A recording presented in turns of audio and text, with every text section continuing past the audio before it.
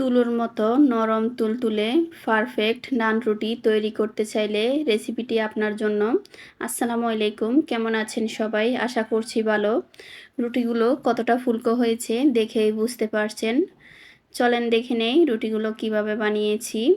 আশা করছি আমার আজকের রেসিপিটি আপনাদের ভালো লাগবে। ভালো লাগলে একটা লাইক দিয়ে শুরু করবেন।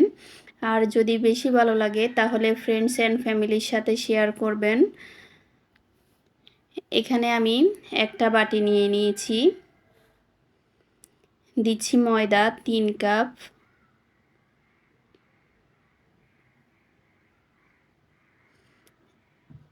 এখানে আপনারা চাইলে আটাও দিতে পারেন।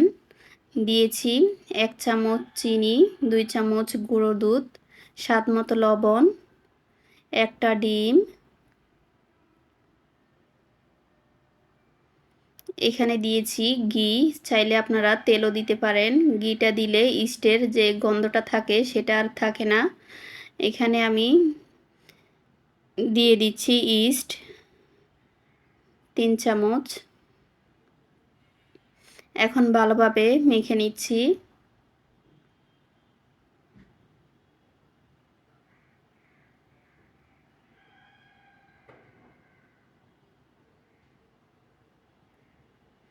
দিয়ে দিব হালকা গরম পানি।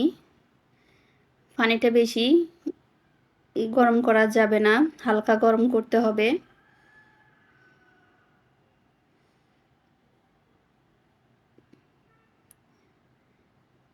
একটু একটু করে পানিটা দিতে হবে, একসাথে দেওয়া যাবে না।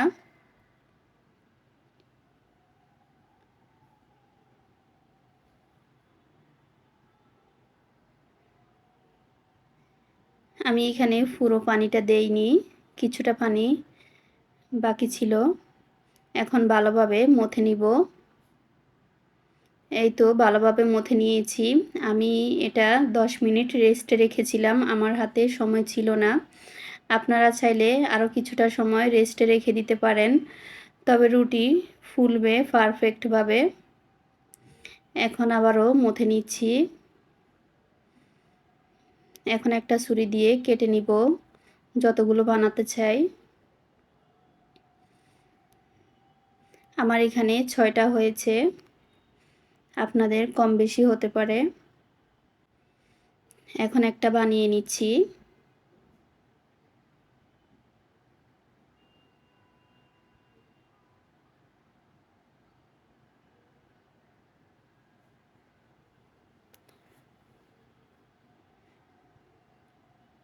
এই তো বানিয়ে নিয়েছি, কেমন হবে দেখিয়ে দিচ্ছি। বেশি মোটাও হবে না, আবার বেশি পাতলাও হবে না।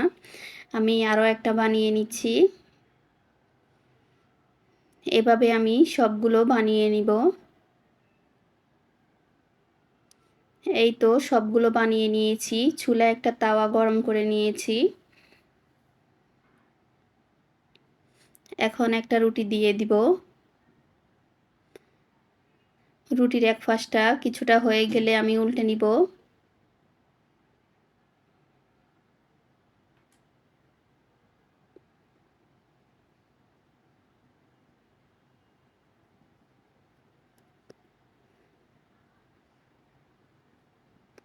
এই তো রুটিটা ফুলে উঠছে।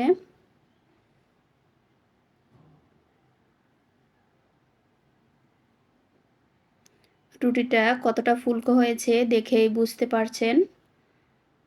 সবগুলো রুটি ফুলবে।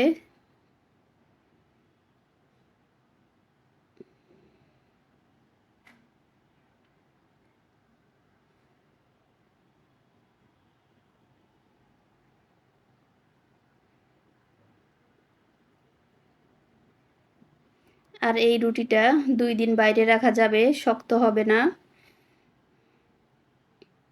এভাবে আমি সবগুলো সেঁকে নিচ্ছি।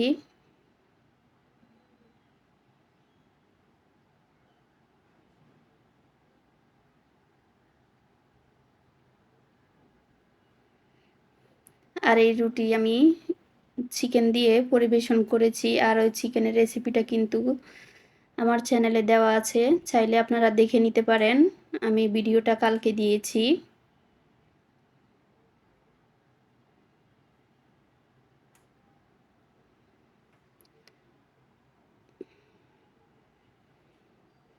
আশা করছি আমার আজকের ভিডিওটি আপনাদের ভালো লেগেছে।